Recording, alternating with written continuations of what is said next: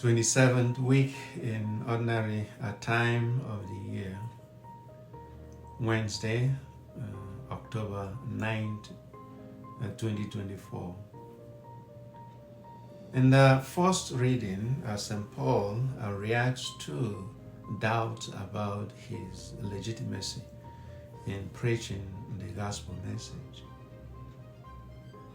His calling came through God's revelation to him and the approval of the apostles, the pillars of the church.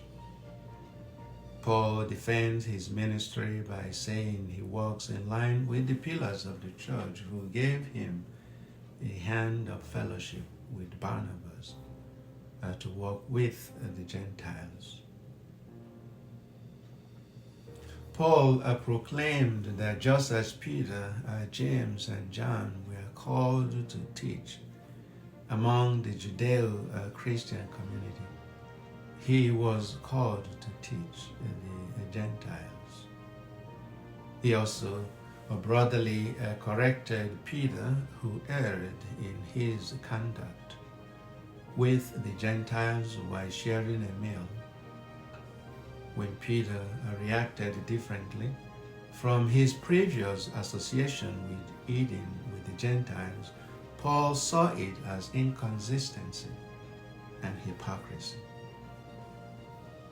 To err is human, and to forgive is divine, we learned. In the gospel passage, Jesus is in the habit of praying. He taught his disciples how to pray when one of them asked him to. Like Paul, we are to pray along and in union with the church. We learn to accept each other's mistakes, give brotherly corrections, and forgive one another. In his prayer, Jesus taught about honoring God's name. We honor him through our prayers by listening to his words and what we do and say. God is our source and provider. Jesus teaches us reliance on God. We are to imitate God's love and mercy in a relationship with one another. There are various forms of prayer: silent, vocal, devotional, meditational, etc.